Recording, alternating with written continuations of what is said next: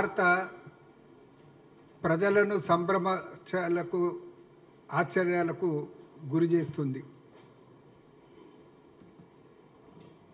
వెనుకబడిన వర్గాలకు,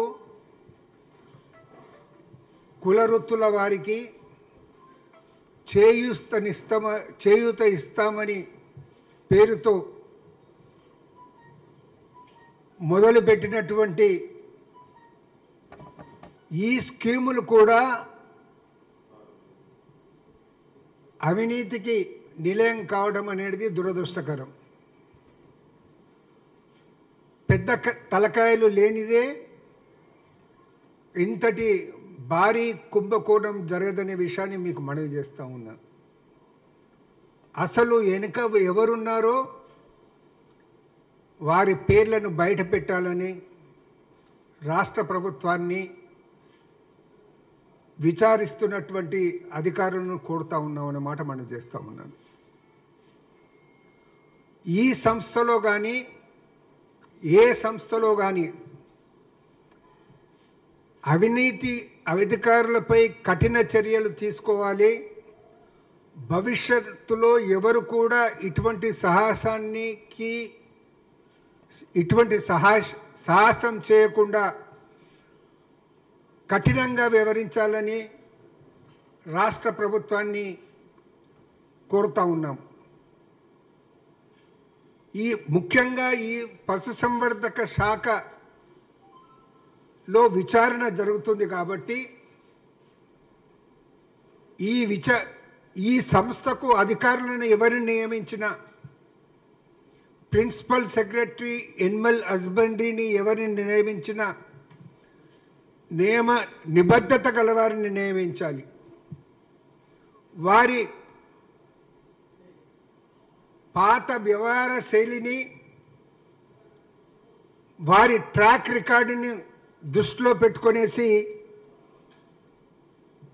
నియమించాలని ప్రభుత్వానికి విజ్ఞప్తి చేస్తూ ఉన్నాం. ఒకవేళ ఉన్నతాధికారులు సరిగ్గా లేకుంటే ఈ కేసులోని ఆధారాలను కింద మీద చేసే ప్రయత్నం చేస్తారన్న మాట కూడా మనం చేస్తూ ఉన్నాం. ఇప్పటికే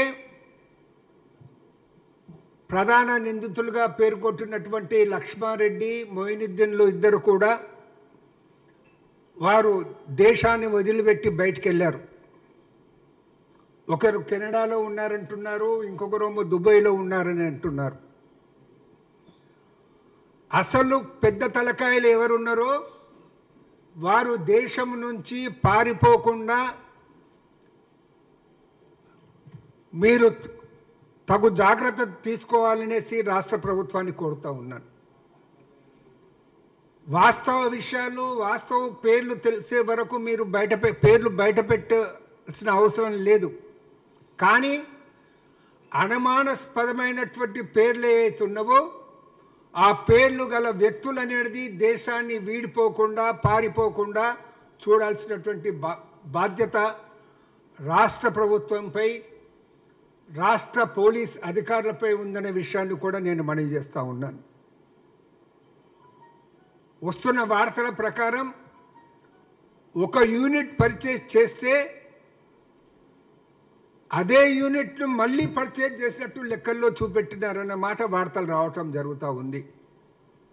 ఈ గొర్రెలను, మేకలను, బర్రెలను కూడా వాళ్ళే ఒక 2 వీలర్ మీద ట్రాన్స్పోర్ట్ చేసినట్టు, ఆటో రిక్షాలలో ట్రాన్స్పోర్ట్ చేసినట్టు, అంబులెన్స్లలో ట్రాన్స్పోర్ట్ చేసినట్టు వాళ్ళు లెక్కలు రాసుకోవటం జరిగింది. అంటే ఆ వెహికల్ నంబర్స్ చూస్తే అది 2 వీలర్గా ఉంది, ఆటో రిక్షా నంబర్ ఉన్నది, తర్వాత అంబులెన్స్ నంబర్లు ఉన్నాయి.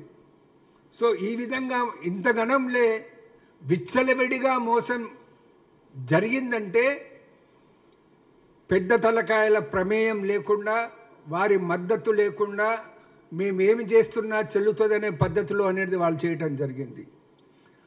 అధికారులుగా ఉండి ఇటువంటి ధైర్యానికి పరిస్థితి ఉన్నదంటే చాలా దురదృష్టకరమైన మాట. ప్రజాస్వామ్యంలో చాలా దురదృష్టకరమైన మాట. ఇప్పుడు ఈడీ కూడా రంగంలోకి దిగుతుందన్నమాట మనం తెలుసుకుంటున్నాం. ఎందుకంటే ఇది 2-3 రాష్ట్రాలకు సంబంధించినటువంటి వ్యవహారంగా ఉంది కాబట్టి ఈడీ కూడా రంగంలోకి దిగుతుంది. ప్రకాశం, గుంటూరు, కర్నూలు, కృష్ణా జిల్లాల నుండి గొర్రెలు కొనుగోలు చేసి వాళ్ళకు బిల్లు చెల్లించకుండా వారు వచ్చి ఇక్కడ అడిగితే ఆఫీస్లో ఆల్రెడీ మీ పేమెంట్ అయిపోయింది. ఎవరైతే పంపిణీదారులు ఉన్నారో, ఎవరైతే సప్లై చేశారో వారికి పేమెంట్ జరగకుండా ఆ పేమెంట్ అనేది వేరే ఎవరికో ఇవ్వడం జరిగిందని, అంటే ఎంత గుడ్డిగా జరిగిందో అది మనకు తెలుస్తుంది. నేను తెలంగాణ కాంగ్రెస్ పార్టీ తరఫున రాష్ట్ర ప్రభుత్వాన్ని సమన్వయంగా మనీ చేస్తూ ఉన్నాను. చాలా స్ట్రిక్ట్గా ఉండాల్సినటువంటి అవసరం ఉంది.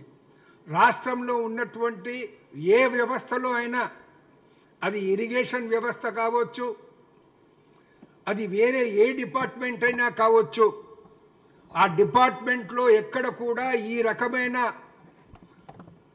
పట్టపగలు కూడా దోపిడీ జరిగే పద్ధతిలో దోపిడీ జరిగే పరిస్థితి లేని విధంగా అధికారులపై కఠిన నిర్ణయం తీసుకోవాలి, కఠిన చర్యలు తీసుకోవాలి. భవిష్యత్తులో ఇటువంటి చర్యలకు ఎవరు మోసాలకు పాల్పడకుండా వారికి గట్టిగా బుద్ధి చెప్పాలని తెలంగాణ ప్రదేశ్ కాంగ్రెస్ కమిటీ తరఫున విజ్ఞప్తి చేస్తూ ఉన్నాం. Thank you. ఓకే.